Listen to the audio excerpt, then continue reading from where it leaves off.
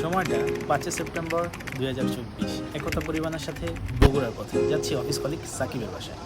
Food গার্ডেনে বিরতি সেরে নিলাম এখানে রাতের খাবার। সাদা ভাত, গরুর মাংস, সবজি, খাবার ছিল বেশ ভালো।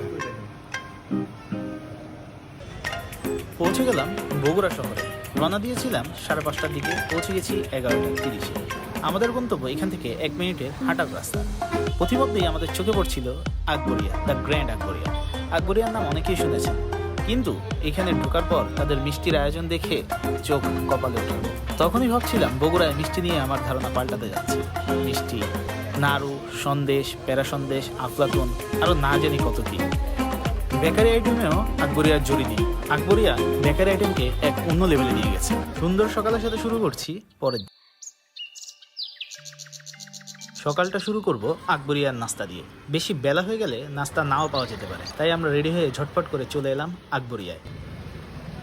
আকবরিয়ায় ঢুকছিলাম, কিন্তু তখনই তাদের পরোটা ভাজা দেখেই বুঝতে পেরেছিলাম তাদের নাস্তা অন্য লেভেলের। আর একবারে মন ভরে আমরা সকালে নাস্তা সেরে নিলাম নেহারি, পরাটা, ডাল ভাজি, সাথে তো দই থাকছে। মেনলি এটা একটা রিল্যাক্স ট্যুর, তাই আমরা কোনো প্যারাই নিইনি। খাওয়া দাওয়ার পরে আবার বাসায় চলে গেলাম। দুপুরের খাওয়া দাওয়া সেরে একবারে এশিয়ার সুইটমিটের মিষ্টি দিয়ে শুরু করব আমাদের ঘোরাফেরা। এসে পড়লাম এশিয়া সুইটমিটে। ঢুকতেই চোখ কপালে ওঠার মতো। বগুড়ার মানুষ মিষ্টিকে এক অন্য লেভেলে নিয়ে গেছে। কত ধরনের যে মিষ্টি, বগুড়ায় না আসলে তা বোঝা যাবে না। It's sweet heaven bro. বগুড়ার দইয়ের সুনাম তো সবারই মুখে মুখে। প্রত্যেকটা আইটেম থেকে একটি করে মিষ্টি কিনে টেস্ট করার জন্য আমরা কেটে পড়লাম এখান থেকে।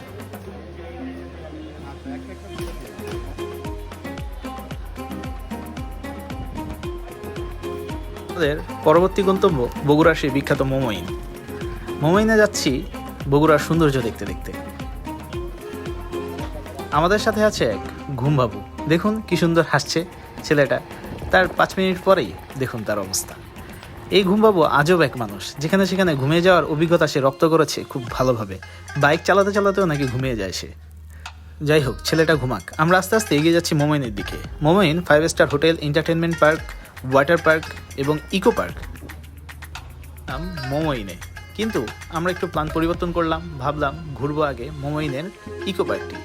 ইকো পার্কে চলে এলাম। ইকো পার্কের প্রবেশ মূল্য 20 টাকা। সবুজে ঘেরা সুন্দর এই পার্ক।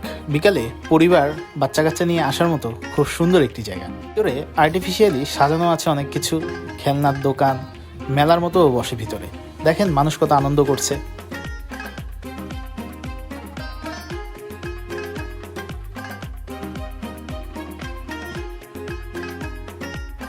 মানুষের আনন্দ দেখতে দেখতে যখন টায়ার্ড, তখন আমরা একটা জয় রাইড নেওয়ার প্ল্যান করলাম। প্রচণ্ড গরম, আর হাঁটতে পারছিলাম না। এই জয় রাইডটাই যেন একটু শান্তি এনে দিল। জনপ্রতি 20 টাকার বিনিময়ে ঘুরে দেখালো পার্কটি।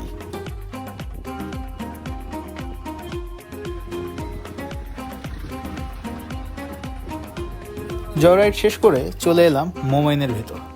ঢুকে পড়লাম মোমোইনে। ঢুকতেই সবার প্রথমে চোখে পড়বে আই লাভ মোমোইন লেখাটি। হেলিকপ্টার রাইড 4,400 টাকায় জনপ্রতি নিয়ে নিতে পারেন 8 থেকে 10 মিনিটের একটি রাইড। আমাদের তেমন চিন্তা ভাবনা ছিল না, আমরা ক্যাফেতে বসে মানুষের জয় রাইড দেখছিলাম।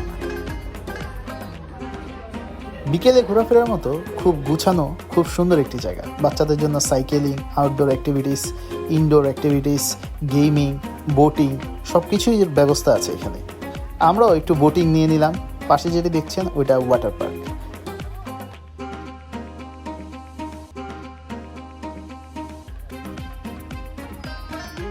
আমাদের পরবর্তী গন্তব্য চুন্নু চাপ অ্যান্ড কাবাব ঘর। চুন্নু চাপের নাম অনেকেই শুনেছেন, কেন এটি বিখ্যাত তাই দেখতে ছুটে এসেছি এখানে।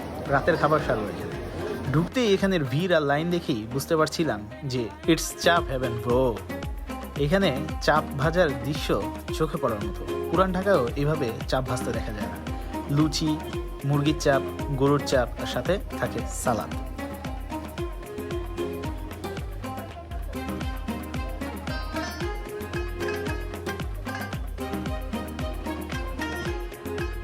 অনেক কষ্টে বসার সিট ম্যানেজ করে বসে পড়লাম আমরা।